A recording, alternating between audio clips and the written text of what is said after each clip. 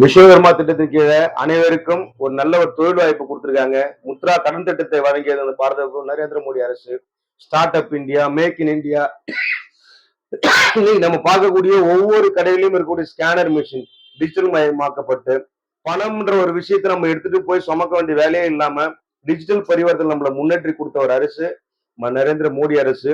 So இதோட மட்டும் இல்லாம நாட்டின் பாதுகாப்பு, இன்னைக்கு உலக அளவுல இந்தியா பேரை சொன்னா எல்லாரும் பெருமைப்படக்கூடிய மிகப்பெரிய ஒரு சூழலை உருவாக்கி கொடுத்த ஒரு அரசு பிரதமர் நரேந்திர மோடி அரசு. சோ இந்த அரசை நாம் மீண்டும் வர வைக்கணும் அப்படிங்கிறதுக்காக கேட்கிறேன். மேலும் குறிப்பா இங்க இருக்கக்கூடிய தமிழக மக்கள், இந்து சகோதர சகோதரிகள், பெண்கள் எல்லாரும் குறிப்பா ஒரு விஷயம் கவனிக்கணும். இன்றைக்கு மகளிரை அதிகமாக கேவலப்படுத்துவது இந்த திராவிட கட்சிகள். ஓசின்னு சொல்றது, வேசின்னு சொல்றது, இதுவும் கடந்து போனாக்கா இன்னும் பகிரமான கடுமையான வார்த்தைகளை பிரயோகிக்கிறது, ஜாதி பேரை சொல்லி திட்டுவது, இதெல்லாம் யாரு செய்யறாங்கன்றத நீங்களே தமிழக மக்கள் பார்த்திருக்கிறீங்க. அதனால இது போன்ற அநாகரிகமான அரசியல் தலைவர்கள் எல்லாம் தவிர்த்து நல்ல படித்த இளைஞர்கள் இருக்கிறாங்க. ஒரு தேசியமயமாக்கப்பட்ட ஒரு பெரிய உலகத்தின் 2வது கட்சியா இருக்கக்கூடிய பாரதிய ஜனதா கட்சி இன்னைக்கு உங்க முன்னாடி ஒரு வேண்டுகோளை வைக்குது. மீண்டும் ஒரு முறை 3வது முறை பாரத பிரதமர் நரேந்திர மோடி அவர்கள் பிரதமர் ஆக போறாங்க. தமிழகத்திலிருந்து நம்ம எத்தனை எம்பி அனுப்ப போறோங்கிறது தான் முக்கியம். நாம் அனுப்பக்கூடிய எம்பிக்கள் மூலியமாக நமக்கு தேவையான அனைத்து நிதிகளும் பெறப்பட்டு உரிமையாக நமது பாராளுமன்றம் வளரக்கூடிய ஒரு நல்ல சூழல் இருக்கு. ஆனா இன்னைக்கு நாங்க பாரதிய ஜனதா கட்சியில் நாங்க சொல்றோம் எங்களுடைய பிரதமர் வேட்பாளர் பாரத பிரதமர் நரேந்திர மோடி அப்படின்னு சொல்றோம். ஆனா இன்னைக்கு தமிழக அரசியல் இருக்கக்கூடிய வேற எந்த கட்சிகளுக்கும் பாத்தீங்கன்னு சொன்னா இன்றைக்கு பிரதமர் வேட்பாளர்ன்றதே கிடையாது. அது திமுக இருந்தாலும் சரி, அனைத்து இந்த அண்ணா திராவிட முன்னேற்ற கழகமா இருந்தாலும் சரி, நாம் தமிழர் கட்சியா இருந்தாலும் சரி, இன்னும் இருக்கக்கூடிய இதர கட்சிகள் யாரா இருந்தாலும் சரி, இன்னைக்கு அவங்க எம்பின்னு ஜெயிச்சா கூட அவங்களுக்கு பிரதமர் வேட்பாளர் இருக்காங்கன்னு கேட்டா பிரதமர் வேட்பாளரே இல்லை.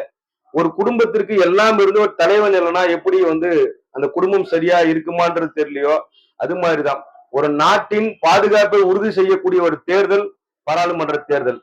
அப்ப இந்த பாராளுமன்ற தேர்தல்ல மற்ற எல்லா விஷயங்களையும் கடந்து நம்ம பார்க்கக்கூடிய விஷயம் என்னன்னா, நம்ம நாடு நல்லா இருந்தா மட்டும்தான் வீட்டுக்குள் நம்ம என்ன வேணா இங்க பேசிக்கலாம். சோ நாடு பாதுகாப்பற்ற சூழல்ல போயிருச்சு அப்படின்னு சொன்னா நாம் எத்தனை படிப்பு இருந்தாலும், எத்தனை பணங்காசு வச்சிருந்தாலும், எவ்வளவு பெரிய அறிவாளிகளாக இருந்தாலும் நாம் சொந்த நாட்டிலே அகதிகளாக வாழ வேண்டிய சூழல் தான் இருக்கும்.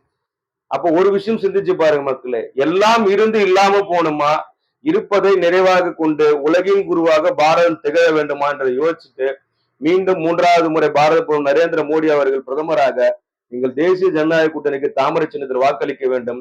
கூட்டணி கட்சிகளான இருக்கக்கூடிய பாட்டாளி மக்கள் கட்சி,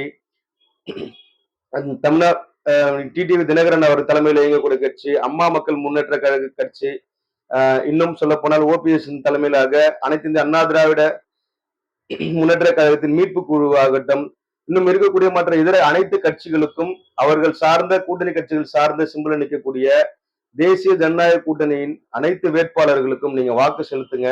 உங்கள் வாக்கு உண்மையாக வெற்றிக்கான வாக்கு. தமிழகத்தில் நீங்கள் செலுத்தக்கூடிய வாக்கு இந்த இந்தியாவை மாற்றும், நம்ம தமிழகத்தை மாற்றும், நம்ம பாராளுமன்றத்தை மாற்றும்.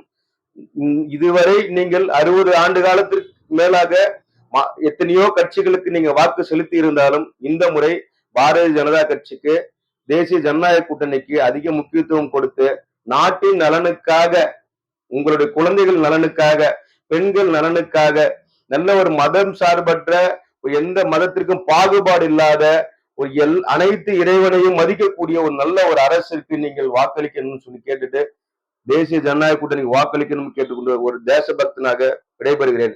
தேர்தல் நாள் ஏப்ரல் 19, மறந்துடாதீங்க. வாக்கு விற்பனைக்கு அல்ல, நம்மளுடைய உரிமை. நாம் விற்கக்கூடாது என்று கேட்டுக்கொண்டு உங்களுக்கு மனதில் யார் சரி என்று தோன்றுகிறதோ அவர்களுக்கே வாக்கு செலுத்துங்கள். உங்கள் வாக்கு தேசத்தின் வளர்ச்சிக்காகவும் நாட்டின் பாதுகாப்பிற்காகவும் உங்களுடைய வருங்காலத்தில் உங்களுடைய சந்ததிகள் நலனுக்காகவும் இருக்க வேண்டும் என்று கேட்டுக்கொள்கிறேன். நன்றி, வணக்கம்.